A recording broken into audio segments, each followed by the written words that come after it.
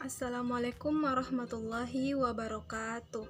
Perkenalkan, nama saya Nur Inayah, NIM 92334902100044. Mahasiswa Prodi Pendidikan Bahasa dan Sastra Indonesia semester 4. Baik, pada kesempatan kali ini saya akan mempresentasikan makalah yang saya buat yang berjudul Evaluasi Pembelajaran Bahasa Indonesia berdasarkan materi bab 2 dan bab 3 pada buku Dr. Supriyadi, MPD. Makalah ini dibuat untuk memenuhi tugas mata kuliah evaluasi pengajaran bahasa dan sastra yang diampu oleh Ibu Nurkiamah Hamid, SPD, MPD. Baik, adapun latar belakang pada makalah ini yaitu evaluasi merupakan salah satu komponen penting dalam sistem pembelajaran.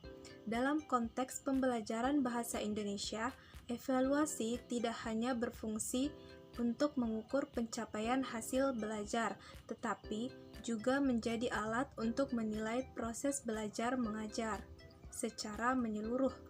Evaluasi yang dirancang dengan tepat akan memberikan gambaran sejauh mana peserta didik telah mencapai kompetensi yang ditetapkan.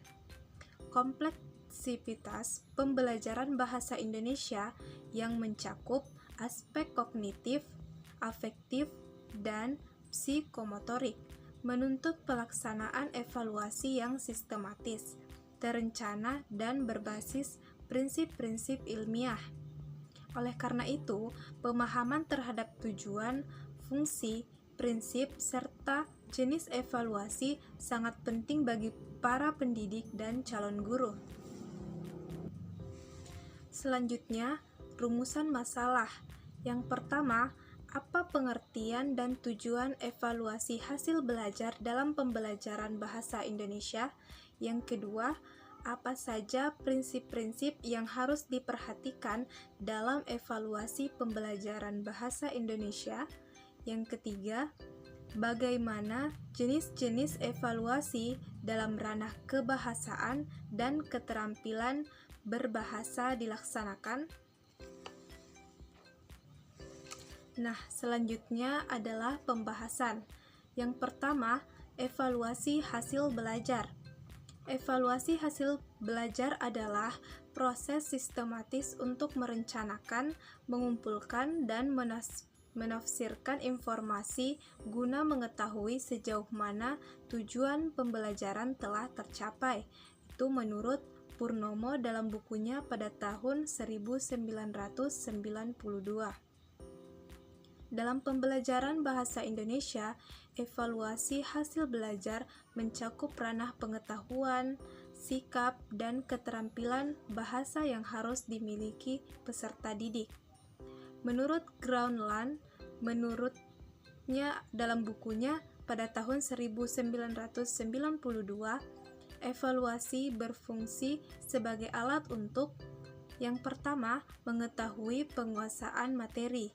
Yang kedua, menilai perubahan sikap. Yang ketiga, mengukur keterampilan berbahasa. Yang keempat, menyediakan umpan balik. Yang kelima, menentukan efektivitas strategi pembelajaran. Selanjutnya, tujuan evaluasi bahasa. Evaluasi bahasa bertujuan untuk menilai kesiapan belajar, penempatan, diagnostik, penguasaan materi, dan efektivitas pembelajaran. Menurut Harris dalam bukunya tahun 1969 membagi tujuan tes bahasa ke dalam 3 kelompok. Yang pertama, tes kemampuan umum atau profisiensi.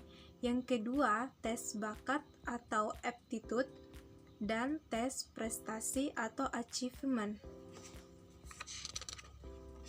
Tes dalam evaluasi bahasa digunakan untuk mengetahui kemampuan komunikatif peserta didik secara umum maupun spesifik. Evaluasi juga berfungsi sebagai dasar dalam penyempurnaan silabus, metode, dan media pembelajaran. Nah, selanjutnya adapun prinsip-prinsip penilaian. Implementasi penilaian dalam kurikulum 2004 dilakukan dengan menggunakan prinsip-prinsip sebagai berikut. Yang pertama, sistem penilaian berkelanjutan, yaitu menilai semua kompetensi dasar. Yang kedua, mencakup berbagai ranah, seperti ranah kognitif, afektif, dan psikomotorik. Yang ketiga, mendeskripsikan penilaian secara kuantitatif dan kualitatif. Seperti deskripsi dan skor harus disajikan secara proporsional. Yang keempat, mencakup berbagai fungsi seperti sebagai alat diagnosis, penilaian capaian, dan perbaikan proses. Yang kelima, berbasis acuan patokan, yaitu mengacu pada standar kompetensi, bukan perbandingan antar siswa. Yang keenam, melibatkan berbagai teknik, seperti teknik self-assessment, peer assessment, dan teacher assessment. Selanjutnya, ada jenis evaluasi ranah kebahasaan dan keterampilan berbahasa. Evaluasi ini dibagi ke dalam 3 ranah utama. Yang pertama, evaluasi ranah pengetahuan bahasa. Di dalamnya terdapat tes bahasa yang terbagi menjadi 3, meliputi di antaranya yang pertama, tes bunyi bahasa, yaitu mengukur pengucapan, intonasi, dan fonem. Yang kedua, tes kosakata, yaitu menguji penguasaan kata aktif dan pasif. Yang ketiga, tes struktur, yaitu mengukur tata bahasa, morfologi, sintaksis, dan ejaan. Dan yang terakhir, evaluasi ranah sikap berbahasa. Maksud selanjutnya yaitu menilai penerimaan, reaksi, dan penilaian siswa terhadap bahasa Indonesia. Teknik evaluasi seperti observasi, angket, wawancara, dan pengungkapan lisan atau tulisan. Nah, selanjutnya evaluasi ranah keterampilan berbahasa. Di dalamnya terdapat 3, yaitu keterampilan berbahasa, yaitu menyimak, seperti tes literal, apresiatif, komprehensif, kritis, dan terapeutik.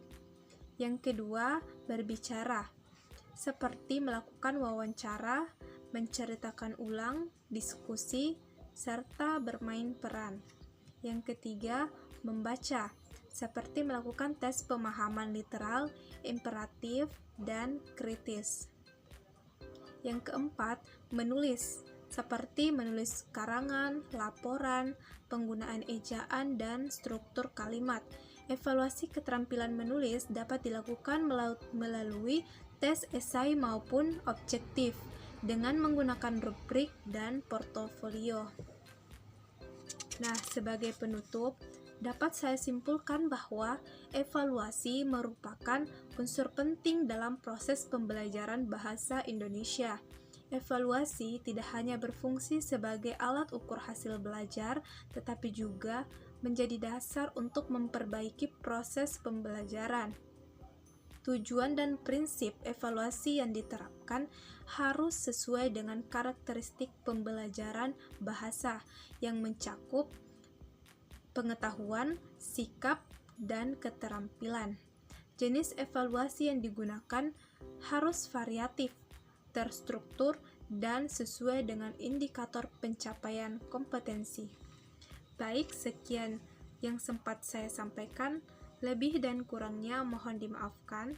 Saya akhiri dengan ucapan wassalamualaikum warahmatullahi wabarakatuh.